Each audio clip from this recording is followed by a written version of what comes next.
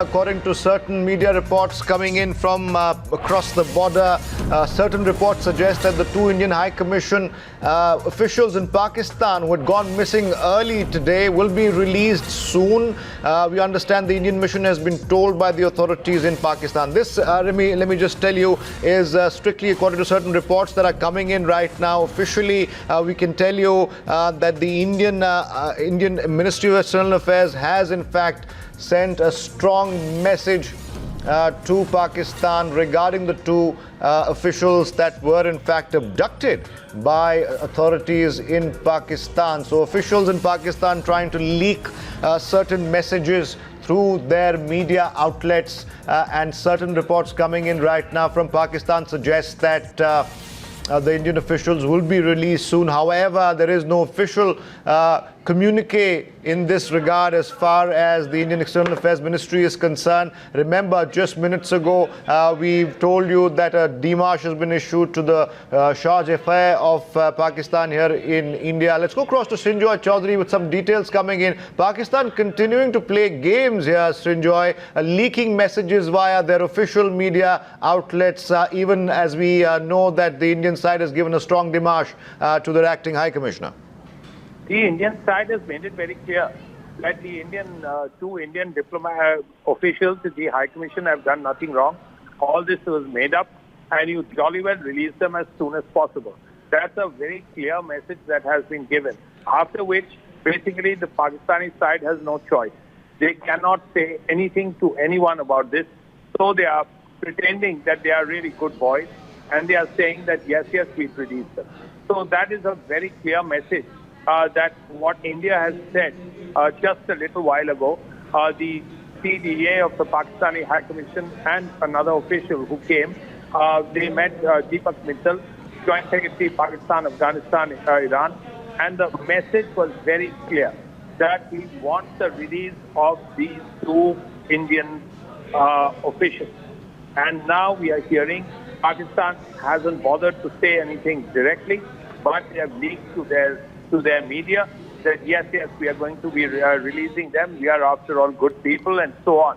Because if they did not release people and everybody knew that these charges that were entirely trumped up, then it was Pakistan who would face the music. Well, also, so clearly, those trumped-up charges that you speak of, Srinjoy, the person who they claim is critically injured has not passed away, first of all, and the charges that they have slapped against these individuals don't really come up and pass muster, given the fact that, according to Pakistani law, culpable homicide is, first of all, not applicable here, and also they should have gotten bail a long time ago. So clearly also points to the trumping up of these charges, completely cooked up. So this had to be done by Pakistan because two of their diplomats were caught literally with their hands in the till. So what choice do they have? Now, they have not been able to accuse any Indian diplomat of being a spy.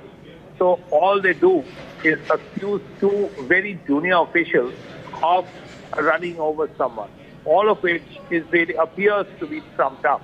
Now, of course, that India has been very firm, very clear, and made it Srinjoy, please stay with us. Clear. We also have Maruf Raza joining us now on the phone line. Maruf, as Srinjoy was telling us right now, they're now playing games, leaking messages via their own official accounts, media outlets, suggesting that yes, they'll be released soon. But they didn't really have a choice after the strong demarche given by our side to their acting High Commissioner here.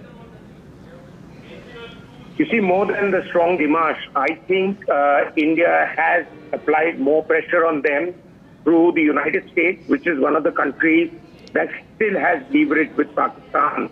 Please understand that Pakistan is always looking to play a hide-and-seek game, both with India and the international community, while pretending to be a responsible state. They are using every trick in the book that rogue states use. I think what we need to do is we need to, in our ongoing efforts to build up greater strategic ties with the United States, build in a very, very specific clause with the U.S. that when the American withdrawal finishes from Afghanistan, because I'm quite convinced that while their troops are in Afghanistan, Pakistan will hold America hostage to a variety of things. When the troop withdrawal finishes, we must get clauses at it to our arrangement with the US as to what can be done with rogue states like Pakistan. Because the Afghan problem in itself is not in isolation. It is a creation of Pakistan and its intelligence agencies. And one of the things that the United States can really, really do to help India is to ensure there are very clear sanctions on Pakistan's military and intelligence agencies to travel to the U.S. and use the facilities in the U.S.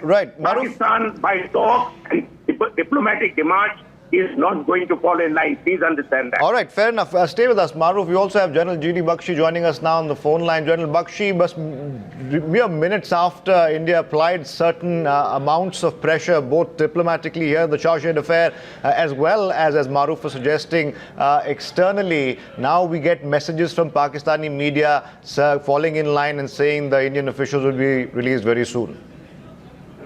Look, like I said, this is a kidnapping. The very same way they had kidnapped Kulbhushan Jadhav from Iran, had taken him all the way to Balochistan and then, tortured him insanely to make him confess to all sorts of things. And then we had to drag them to the International Court of Justice, where they had been given a dressing down. They had been told in unequivocal terms to redo their trial. That kangaroo court tamasha that they had done. They were told to redo that whole trial, etc. And Pakistan is still not gotten over that one. It has now kidnapped another set of Indian people, and this from our consulate. Those who are legals there. You see, they are legally operating there, and Pakistan has shown the temerity to kidnap our citizens, hold them hostage, and we'll only get to know now what has been done to them. But Pakistan should understand, we have their people here too. And they'll be done by as to how they behave with our people. I mean, this is a country that is uncivilized. Right. General Bakshi, stay with us. I want to go quickly back to Maruf for a second here. Maruf, there is a school of thought which said that this was coming immediately after this tit-for-tat sort of strategy, after we caught two of theirs red-handed with a strong case and they were deported, Abid and Tahir. They, of course, were caught in the act here. So some sort of retaliation was coming at some level. We should have seen that coming. But they were literally abducted from outside our own High Commission there. So how does one deal with the kind of tactics the Pakistani have used in the past, are still continuing to use it? How does India change the game here? See, as far as tit-for-tat is concerned, even major countries like the United States and Russia do respond to tit-for-tat activities whenever there is evidence of undiplomatic actions by staff posted in the embassies. Please understand that intelligence agencies keep very detailed dossiers on the actions of the so-called diplomatic staff of adversaries like Pakistan, just as America keep on their own actions. However, with Pakistan, there is an interesting twist to it. Pakistan is very easy to comprehend if you have a good understanding of the history of Pakistan's behavior. They very, very regularly respond in very predictable lines. So that is my response for tit-for-tat. And I had expected something as nasty or worse than this, as General Bakshi has brought out. If they can go to a neighboring country like Iran, abduct Kulbhushan Jadhav and make a charade and drama out of the fact that this man was running a spy racket and intelligence racket in Balochistan, I mean, nothing can be more bizarre and more far from the truth. Right. As far as how you deal with Pakistan, you give them less and less room for maneuver. Like you are dealing with their sponsored terrorists that come into Kashmir and you don't negotiate with them, but you eliminate them.